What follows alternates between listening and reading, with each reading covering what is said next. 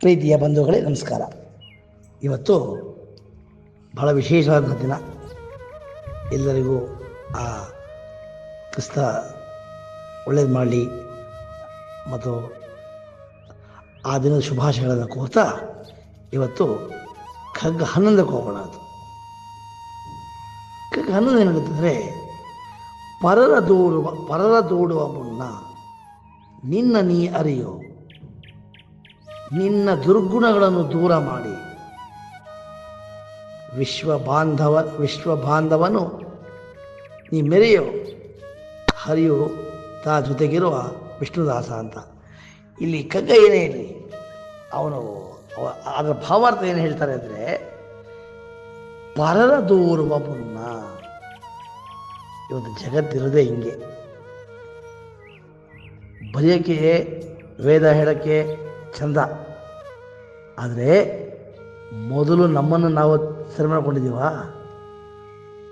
ಬರ್ದಾಗ್ಬಿಡ್ತೀವಿ, ಏನು ಬೇಕು ಬರಿತೀವಿ, ಏನು ಬೇಕು ಹೇಳ್ತೀವಿ, ಆದರೆ ಎಷ್ಟು ಮಟ್ಟಿಗೆ ನಾವಿದನ್ನು ಅಳವಡಿಸ್ಕೊಂಡಿದ್ದೀವಿ?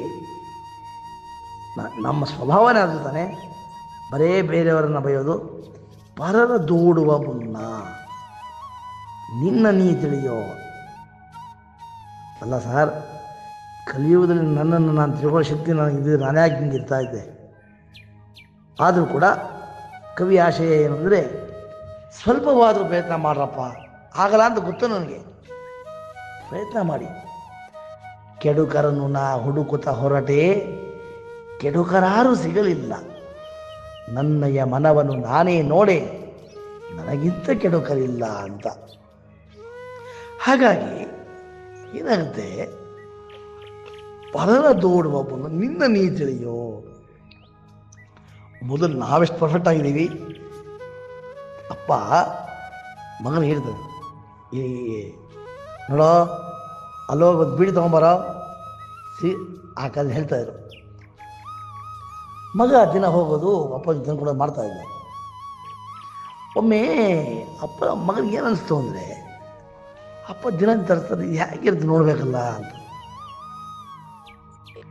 ಇನ್ನೊಂದ್ಸರಿ ಅದೇ ಅಪ್ಪ ಮಗನ ಹಿಡ್ದ, ಬಿಡಿ ಹಚ್ಕೊಂಬಾರೋ ಅಂತ.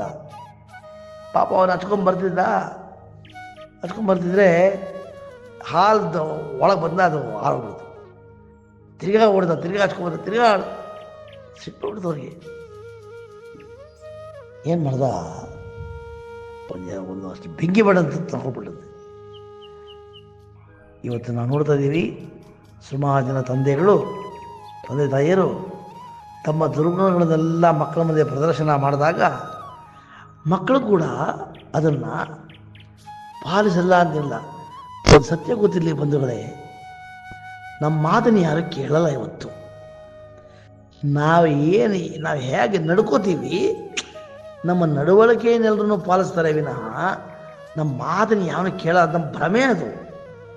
ಇನ್ಕ್ಲೂಡಿಂಗ್ ಮೇಷಗಳು ಅಷ್ಟೇ. ನಾವು ಹೆಂಗೆ ನಡ್ಕೋತೀವೋ, ನಾವೇನು ಬಟ್ಟೆ ಹಾಕೋತೀವೋ, ನಾವೇನು ಮಾತಾಡ್ತೀವೋ ಅದನ್ನು ಮಕ್ಕಳು ಪಾಲಿಸ್ತಾರಷ್ಟೇ.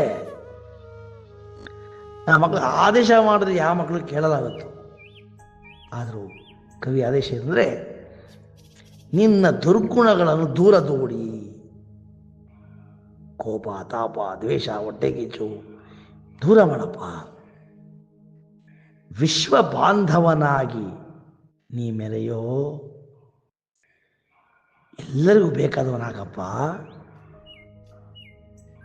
You cannot satisfied people, no, ಸಾಧ್ಯ ಇಲ್ಲ ಇದು ಅಂತೆಲ್ಲ ಬೊಗಳೆ ಬಿಡ್ತೀವಿ. ಆದರೆ ಪ್ರಯತ್ನ ಮಾಡು, ಆಗಲ್ಲ ಗೊತ್ತಿದೆ ನನಗೂ. ಈಗ ಬರೆಯೋ ಕವಿಗಳಿಗೇನು ತಾಳ್ಮೆ ಇರುತ್ತೋ ಸರ್, ಇದೆಯಾಗಲ್ಲ ಅವ್ರಿಗೆ, ಇಲ್ಲ.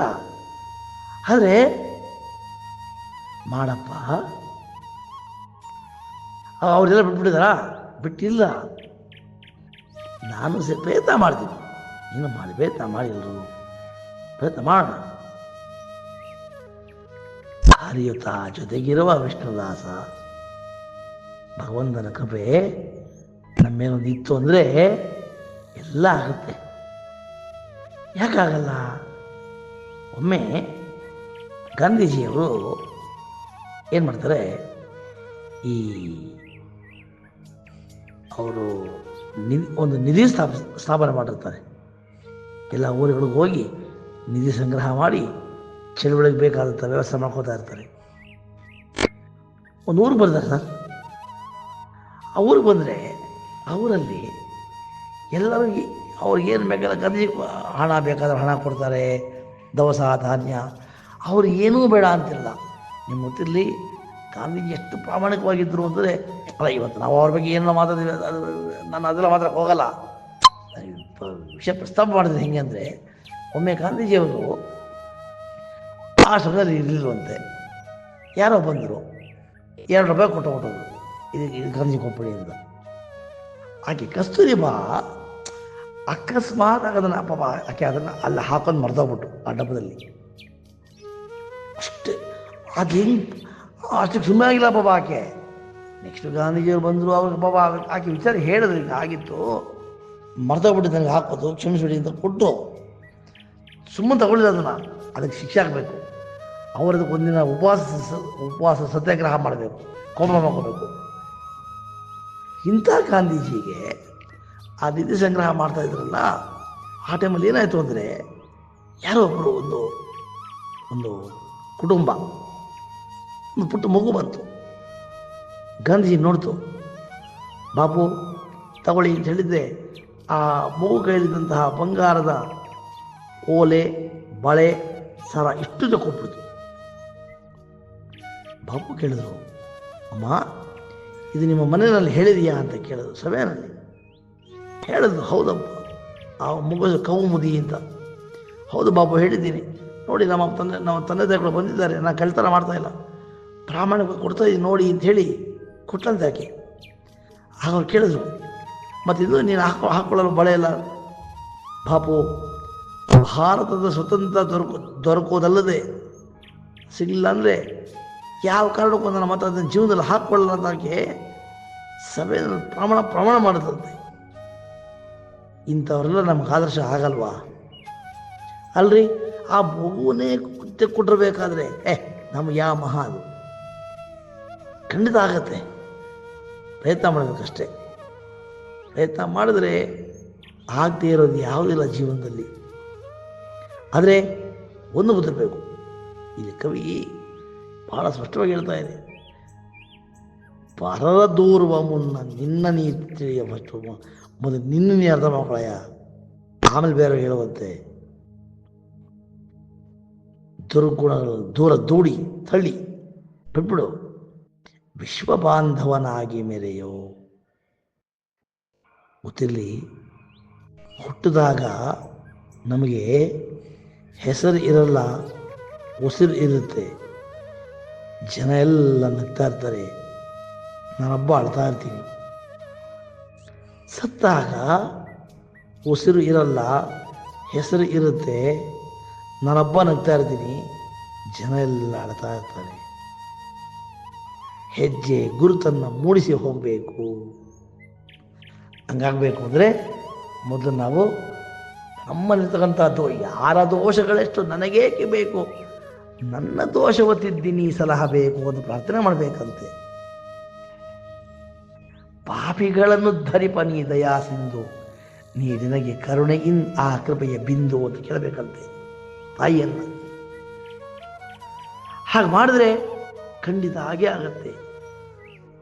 ಗುರುಗಳಿಗೆ ಸದಾ ನಾವು ಹೇಳಬೇಕು, ಹೇ ಪ್ರಭುವೇ, ಹಾಗೆಂದಿಗೂ ಗೈಯಬೇಡ, ನಮ್ಮನೆಂದಿಗೂ ಆಚೆ ನೋಕಬೇಡ. ಯಾಕೆ ನಾವು ಅಲ್ಪರು ಗುರುವೇ, ಸಿಟ್ಟಾಗದಿರು, ನಿನ್ನೆದುರು ನಾವೆಲ್ಲ ಬರೀ ಹಸುಳೆಗಳಯ್ಯ. ಏನು ಮಾಡೋದು ಗುರುಗಳೇ, ನಾವು ಹೆಜ್ಜೆ ಹೆಜ್ಜೆಗೂ ಎಡವಿ ಬೀಳುತ್ತೀಯವು. ಇದು ಗೊತ್ತಿರೋ ನೀನು ನಮ್ಮ ಕೈ ಬಿಟ್ಬಿಟ್ರೆ ಯಾರು ನಾವು? ದುರ್ಬಲ ಮತಿಗಳು. ಅಂತೆಲ್ಲ ನಾವು ಪ್ರಾರ್ಥನೆ ಮಾಡಬೇಕು. ಇಲ್ಲಿ ಯಾರಿಗೂ ಯಾರಿಗೇನು ಬಿಟ್ಟಿಲ್ಲ, ವಿಷಯ ಬೇರೆ ಅದು. ಆದರೆ ಸ್ವಲ್ಪವಾದರೂ ಪ್ರಯತ್ನ ಮಾಡಬಹುದು ಅಂತ ಕವಿ ಆಶಿಸಿ, ನೋಡ್ರಯ್ಯ, ದುರ್ಗುಣಗಳು ಬಿಟ್ಬಿಡಿ, ನಿಮ್ಮನ್ನು ಅರ್ಥ ಮಾಡ್ಕೊಳ್ಳಿ. ಫಸ್ಟ್ ನೀವೇನು? ಭಗವಾನ್ ರಮಣ ಮಹರ್ಷಿಗಳು ನಾನು ಯಾರು ಅದೊಂದು ಪುಸ್ತಕ ಬರೆದಿದ್ದಾರೆ. ಅಂಥ ಪುಸ್ತಕ ಓದಿ ತಿಳ್ಕೊಳ್ಳಿ, ಬೇರೆ ದೋಷಿಸಬೇಡಿ, ಆಯಿತಾ? ಅದಕ್ಕೆ ನಮ್ಮ ಖಗಗಳು ಅದನ್ನು ಹೇಳುತ್ತೆ, ಬಾರಿನೆಂಬುದನ್ನು ಬಿಡು, ಬಂದ ಭಾಗ್ಯವನ್ನೇನೆ ಬಾರಿನೆಂಬುದನ್ನು ಬಿಡು. ಇದೆಯಪ್ಪ ಕೇಳಿದ್ರಿ, ಜಗತ್ತಲ್ಲಿ ಇದೆ, ಇಲ್ಲ ಅಂತಲ್ಲ, ಬಿಟ್ಬಿಡೋದು ಅಂತ ಹೇಳ್ತಾ ನಾವು ನಮ್ಮನ್ನು ನಾವು ತಿಳ್ಕೊಳ್ಳೋಣ. ಬೇರೆಯವ್ರಿಗೆ ಹೇಳೋಕ್ಕಿಂತಲೂ ಮೊದಲು ಎರಡು ಸತ್ಯ ಅರ್ಥ ಮಾಡ್ಕೋಬೇಕು. ನಾವೇನು ಅಂದರೆ, ನಮ್ಮ ಮಾತು ಯಾರೂ ಕೇಳಲ್ಲ, ನಮ್ಮ ನಡವಳಿಕೆಯನ್ನು ಚೆನ್ನಾಗಿ ಗಮನಿಸ್ತಾರೆ ಅನ್ನುವ ಸತ್ಯವನ್ನು ನಾವು ಅರ್ಥ ಮಾಡಿಕೊಂಡು ನಾವು ಸರಿಯಾಗಿ ನಡು ತೋರಿಸಿದ್ರೆ ಮಾತ್ರ ಒಬ್ಬರ ಮಾತು ಕೇಳ್ತಾರೆ. ಹಾಗಾಗಿ ಬೇರೆಯವ್ರ ದೋಷ ಕಾಣೋದು ಬಿಟ್ಟು ಶ್ರೀಮಾತಾ ಶಾರದಾದೇವಿಯವರು ನಮ್ಮ ಅವಸಾನ ಕಾಲದಲ್ಲಿ ಅದನ್ನೇ ಹೇಳಿದ್ದು, ಮಗು ನೀನು ಉತ್ತಮ ಜೀವನ ನಡೆಸಬೇಕೆಂದು ಆಸೆ ನಿನಗಿದ್ದರೆ ಪರರಲ್ಲಿ ದೋಷವನ್ನು ಕಾಣುವುದನ್ನು ಬಿಡು ಅಂತ ಹೇಳಿದ್ರು. ನಾನು ಮಕ್ಕಳ ಪಾಠ ಮಾಡ್ತಾ ಹೇಳ್ತಾ ಇರ್ತೀನಿ, ಮಕ್ಕಳೇ, ಸ್ವಾಮಿ ವಿವೇಕಾನಂದರು ಹಂಗೆ ಹೇಳಿದ್ರು, ಶ್ರೀಮಾತಾ ಶಾರದಾದೇವಿಯವರು ಹಿಂಗೆ ಹೇಳಿದ್ರು, ರಾಮಕೃಷ್ಣ ಪರಮಹಂಸ ಹಂಗೆ ಹೇಳಿದ್ರು, ಗಾಂಧಿ ಹಿಂಗೆ. ಸರಿ, ನೀನೇನೇ ಹೇಳಿದ್ದೆ ಸ್ವಂತ? ನಮ್ಮದೇನಾದರೂ ಒಂದು ಸಂದೇಶ ಇರಬೇಕಲ್ವೇ? ಅದನ್ನೇ ಕವಿ ಹೇಳ್ತಾ ಇದ್ದಿಲ್ಲಿ. ದಯವಿಟ್ಟು ನೀನು ಅರ್ಥ ಮಾಡ್ಕೋ, ಬೇರೆ ಬಗ್ಗೆ ನೀನು ದೂಡಬೇಡ. ವಿಶ್ವ ಜಗತ್ ನೀನು ಇಲ್ಲಿ ಹೋಗ್ಬೇಕಾದ್ರೆ ಹೆಜ್ಜೆ ಗುರುತನ್ನು ಮೂಡಿಸಿ ಹೋಗು, ಸುಮ್ಮನೆ ಹೋಗಬೇಡ. ಇರುವ ಕೆಲಸವ ಮಾಡು, ಕಿರಿದಿನದ ಮನಸ್ಸಿಟ್ಟು, ದೊರೆದ ಅಸಾಧವೆಂದುಂಡು ಕುಣಗಿಡದೆ, ಧರಿಸು ಲೋಕದ ಭರವ ಪರಮಾರ್ಥವನ್ನು ಬಿಡದೆ, ಹೊರಡು ಕರೆ ಬರಲ್ ಅಳದೆ ಮಂಕುತಿಮ್ಮ ಅನ್ನುವಂಥ ಮಾತು ಹೇಳ್ತಾ